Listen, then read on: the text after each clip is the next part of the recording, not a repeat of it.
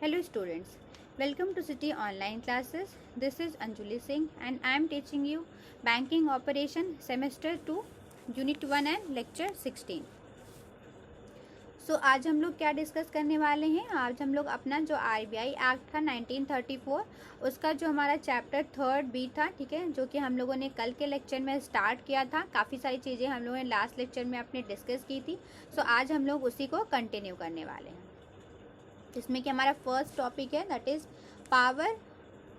of bank to collect information from non-banking institutions as to deposits and to give directions है। तो हम देख रहे हैं कि हमारे जो बैंक है, मतलब दैट इज़ आरबीआई, उसके पास कौन कौन सी पावर है, किस तरह की पावर है, जिसके थ्रू वो क्या है, जो नॉन बैंकिंग इंस्टीट्यूशंस हैं उनसे क्या है डिपॉजिट्स रिगार्डिंग इंफॉर्मेशन कलेक्ट कर सकती हैं और साथ ही साथ क्या है उन्हें डायरेक्शंस भी प्रोवाइड करती हैं। So the bank may at any time direct that every non-banking institution shall furnish to the bank in such form at such intervals and within such time such statement information or particular relating to or connected with deposits received by the non-banking institution as may be specified by the bank by journal और special order है। ठीक है, तो bank के पास क्या है, power है कि वो क्या कर सकते हैं, जितनी भी नॉन बैंकिंग इंस्टीट्यूशंस हैं उन्हें जर्नल या फिर स्पेशल ऑर्डर दे करके, ठीक है, बैंक के पास क्या है, पावर है कि वो डायरेक्ट वो जितनी भी नॉन बैंकिंग इंस्टीट्यूशन है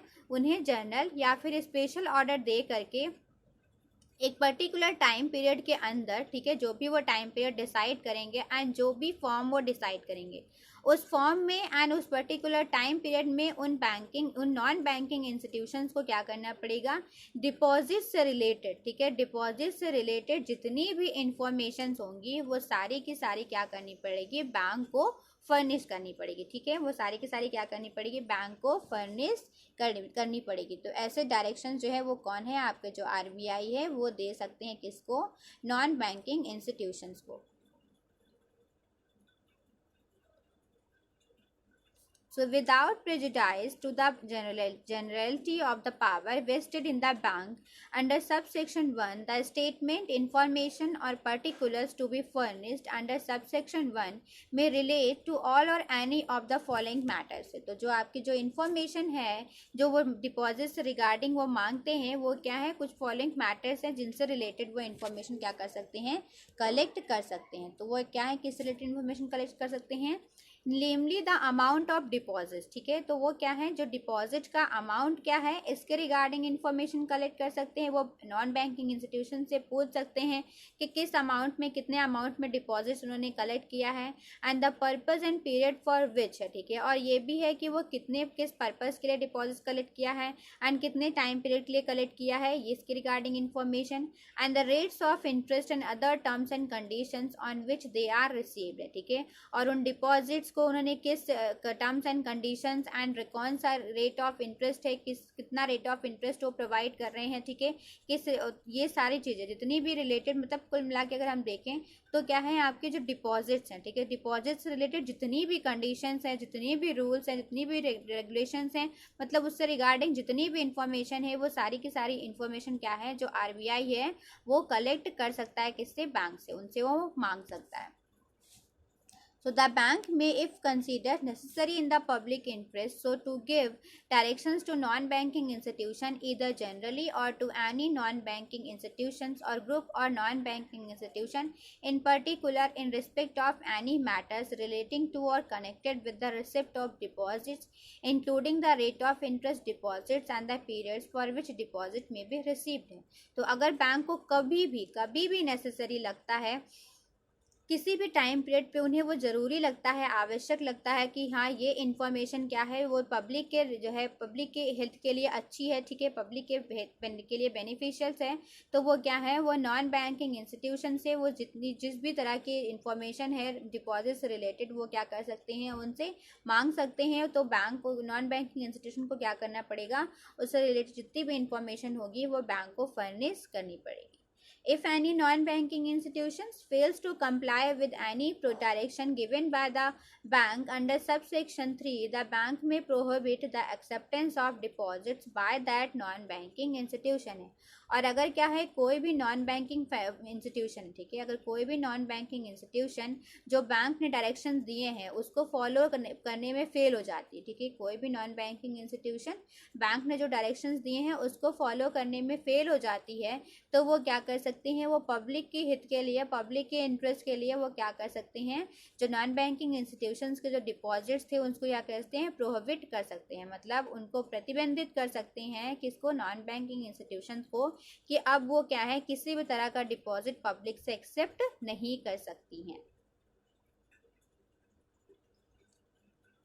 So every non-banking institution receiving deposits shall, if so required by the bank and within such time as the bank may specify, cause to be sent at the cost of the non-banking institutions a copy of its annual balance sheet। ठीक है, तो क्या है, जितनी भी non banking institution है जो कि क्या कर रही हैं, डिपॉजिट्स को रिसीव करती हैं, ठीक है, अगर ज़रूरत पड़ती है तो बैंक उनसे क्या है, एक पर्टिकुलर टाइम पीरियड के अंदर जो है वो उनसे जो है जो कॉस्ट है कि नॉन बैंकिंग इंस्टीट्यूशन की जितनी भी कॉस्ट हैं और जितनी भी उनकी क्या है एनुअल बैलेंस शीट है and profit and loss account है, ठीक है, उसको वो क्या है मांग सकती हैं, ठीक है, उनसे फर्निश करा सकती हैं to every person from whom the non banking institution hold है as on the last day of the year to which the accounts relate deposits higher than such any as may be specified by the bank.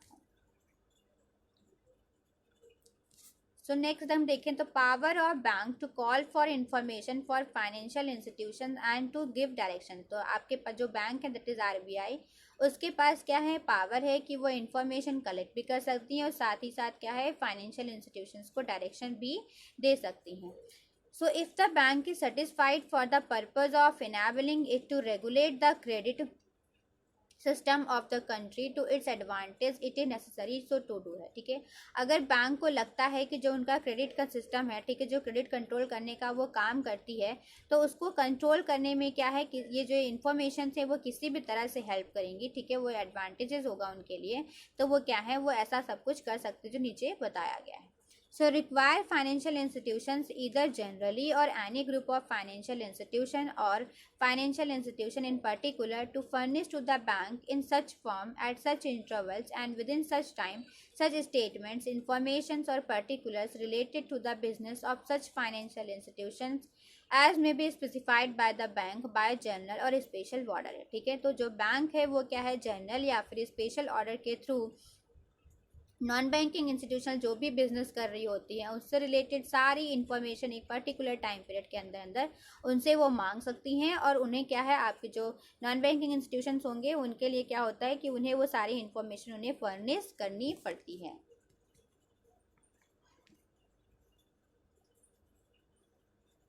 Second देखें तो give to such institutions either generally or to any such institutions in particular direction relating to the conduct of business by them or by it at financial institutions है, ठीक है, तो क्या है उन्हें जो है जितने भी फाइनेंशियल इंस्टीट्यूशंस है उन्हें क्या है अपने बिजनेस से रिलेटेड वो क्या है जो भी इन्फॉर्मेशन है वो सारी उन्हें देनी पड़ती है, और जो बैंक है उनको बिजनेस को कंडक्ट करने के लिए टाइम टू टाइम क्या है डायरेक्शन प्रोवाइड करता रहता है कि किस तरह से उन्हें बिजनेस करना है, किस तरह की उस बिजनेस क्या उनकी पॉलिसी होगी, कौन से रूल्स एंड रेगुलेशंस को उन्हें फॉलो करना पड़ेगा, ये सारे इन सब से रिलेटेड क्या है जो इन डायरेक्शन जो आपका बैंक है दैट इज आरबीआई वो उन्हें दे सकता है।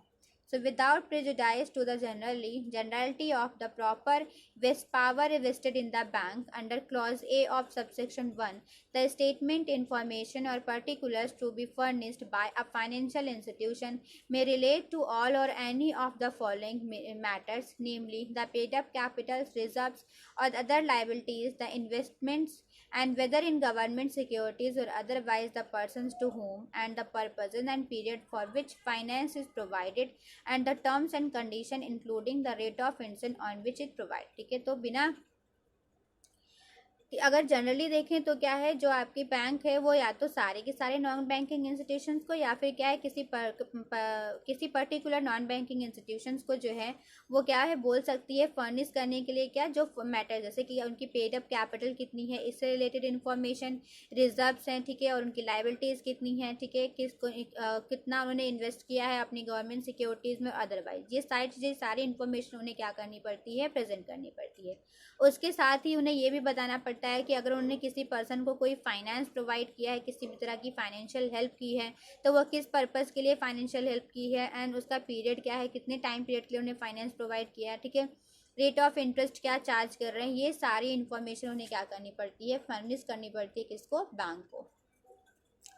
So, in issuing directions to any financial institution under clause 6 of subsection 1, the bank shall have due regard to the conditions in which and the objects of for which the institution has been established, its statutory responsibilities, if any, and the effect the business of such financial institution is likely to have trends to in the money and capital market. ठीक है, तो जो directions दे रहे होते हैं, जब वो आपके जो आरबीआई है वो डायरेक्शंस दे रहे होते हैं फाइनेंशियल इंस्टीट्यूशन को, तो उन्हें ये ध्यान रखना पड़ता है कि वो कौन सी कंडीशंस थी, कौन से ऑब्जेक्ट्स है जिसके लिए वो क्या है, जो वो इंस्टीट्यूशन है वो इस्टेब्लिश किया गया है. वो ऐसा ना हो कि आप ऐसे रूल्स या रेगुलेशंस बना दें, ऐसे डायरेक्शन दे दें जिससे क्या है कि जो उनके ऑब्जेक्टिव्स हैं वो ऑब्जेक्टिव्स को फुलफिल करना उनके लिए जो है पॉसिबल ना हो पाए. और वो उनकी रिस्पॉन्सिबिलिटीज़ क्या है, इसको भी ध्यान रखना चाहिए कि कौन कौन से रिस्पॉन्सिबिलिटीज़ हैं जिससे कि वो इंस्टीट्यूशंस को जो है फुलफिल करना है. और वो क्या है कि जो वो किस तरह का जो फाइनेंशियल इंस्टीट्यूशंस हैं वो किस तरह का बिजनेस कंडक्ट कर रहे हैं, ठीक है, किस तरह की बिजनेस को कंडक्ट करने के लिए इस्टेब्लिश किए गए थे, एंड उस बिजनेस का क्या है कि आपके जो कैपिटल मार्केट है और मनी मार्केट पे किस तरह से इफेक्ट होने वाला है. तो ये सारी चीज़ों से रिलेटेड जब आपको वो क्या है कोई डायरेक्शन दे रहे होते हैं तो इन सब चीज़ों को ध्यान में रखते हैं. On duty of non-banking institutions to furnish statements etc. required by bank. So it shall be the duty of every non-banking institutions to furnish the statement, information or particulars called for and to comply with any directions given to it under the provisions of this chapter. तो इसमें बोला गया है कि जितनी भी non banking financial institution है उनकी ये ड्यूटी है कि वो क्या है, वो जितनी भी इंफॉर्मेशन है, जितनी जो जो इसमें क्या है, जो इस चैप्टर में जो भी प्रोविजंस दिए गए हैं, जो भी डायरेक्शंस दिए गए हैं, ठीक है, उसके रिगार्डिंग क्या है, जो सारी नॉन बैंकिंग इंस्टीट्यूशन है उनकी रिस्पॉन्सिबिलिटी होती है, उनकी ड्यूटी होती है कि वो सारी इंफॉर्मेशन को क्या करें, बैंक को फर्निश करें. फिर हम देखें तो हमारा क्या है, power and duties of auditors की. जो ऑडिटर्स हैं उनके पास कौन कौन सी पावर है और उनकी क्या क्या ड्यूटीज़ हैं. तो it shall be the duty of an auditor of a non banking institution to inquire whether or not the non banking institution has furnished to the bank such statement, information or particulars relating to or conducted with the deposits received by it है. तो ये क्या है, जो auditors हैं ये उनकी responsibility है कि वो नॉन बैंकिंग इंस्टीट्यूशंस में ये इंक्वायर करें, ये चेक करें कि क्या उन्होंने जो है वो उन्होंने जो नॉन बैंकिंग इंस्टीट्यूशन है उन्होंने बैंक को वो सारे स्टेटमेंट्स, वो सारी इंफॉर्मेशन प्रेजेंट की है या फिर नहीं की है. ठीक है, ये जो है ऑडिटर हैं उनकी रिस्पॉन्सिबिलिटी है कि वो इंक्वायर करें कि जो नॉन बैंकिंग इंस्टीट्यूशन है उन्होंने सारे स्टेटमेंट और इन्फॉर्मेशन जो कि रिलेटेड है जो है डिपॉजिट से, वो उन्होंने फर्निश की है बैंक को या फिर नहीं फर्निश की है, as required to be furnish under this chapter. And the auditor shall except where he is satisfied on such the inquiry that the non banking institution has furnish such statement information. और bank को ये क्या है, वो खुद को ensure करता है कि वो जो नॉन बैंकिंग इंस्टीट्यूशन है उन्होंने सारे स्टेटमेंट और इन्फॉर्मेशन को फर्निश किया है या फिर नहीं फर्निश किया है. और उसके रिगार्डिंग फिर क्या है, वो क्या है रिपोर्ट बनाते हैं. Particulars make a report to the bank giving the aggregate amount of such deposits held by the non banking institution. ठीक है, वो रिपोर्ट बनाते हैं उन अमाउंट से रिलेटेड जो कि क्या है, जो नॉन बैंकिंग इंस्टीट्यूशन है उसमें डिपॉजिट्स की गई थी. So where in the case of 29, a non-banking financial company, the auditor has made or intends to make a report to the bank under the subsection 1, he shall include in his report under subsections 2 of section. ठीक है, तो क्या है, जो आपका जो auditor है जो रिपोर्ट बनाता है उसमें क्या है, जो सबसेक्शन 1 एंड 2 में जो आपका जितनी भी कंटेंट दिए गए हैं उन सारे कंटेंट को वो फॉलो करता हुआ रिपोर्ट बनाता है. So the remuneration of the auditors as may be fixed by the bank having regard to the nature and volume of work involved in the audit and the expenses or incidentals to the audit shall be borne by the non-banking financial company so audited. ठीक है, तो आपका क्या है, जो remuneration है, ठीक है, जो आपका रेमुनरेशन है ऑडिटर्स का जो फिक्स्ड किया जाता है वो किसके थ्रू फिक्स किया जाता है, बैंक के थ्रू फिक्स किया जाता है. और जब उनकी रेमुनरेशन फिक्स की जाती है तो उस वक्त ये देखा जाता है कि वो जो है कि उनका वर्क क्या था, वो किस तरह का वर्क परफॉर्म कर रहे थे, उसका नेचर कैसा था, उसके अकॉर्डिंग क्या है उनकी जो रेम्यूनरेशन है वो फिक्स की जाती है। और क्या है, ऑडिट करते टाइम जितने भी एक्सपेंसेस होते हैं उन सबको कौन बॉन्ड करता है, जो नॉन बैंकिंग फाइनेंशियल इंस्टीट्यूशंस होते हैं वो बॉन्ड करते हैं। तो अगर देखें तो रेम्यूनरेशन कौन फिक्स करता है, आपका जो बैंक है दैट इज आरबीआई वो फिक्स करती है। और जो एक्सपेंसेस हैं वो कौन बेयर करता है, आपके जो नॉन बैंकिंग इंस्टीट्यूशंस होते हैं वो बेयर करते हैं।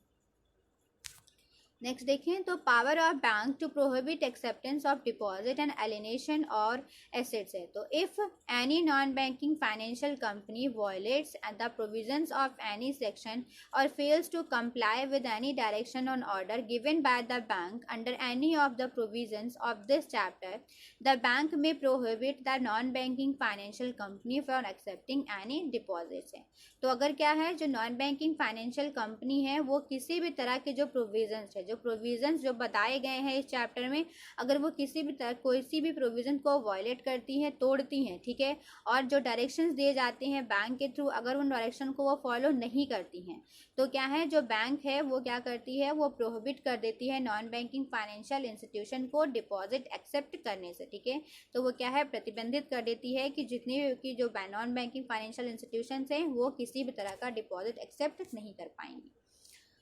Notwithstanding anything to the contrary contained in any agreement or instrument or any law for the time being in force, the bank, on being satisfied that it is necessary so to do in the public interest or in the interest of the depositors, may direct the non-banking financial company against which an order prohibiting for accepting deposit had been issued not to sell, transfer, create, charge or mortgage or deal in any manner, ठीक है। तो क्या है, जिस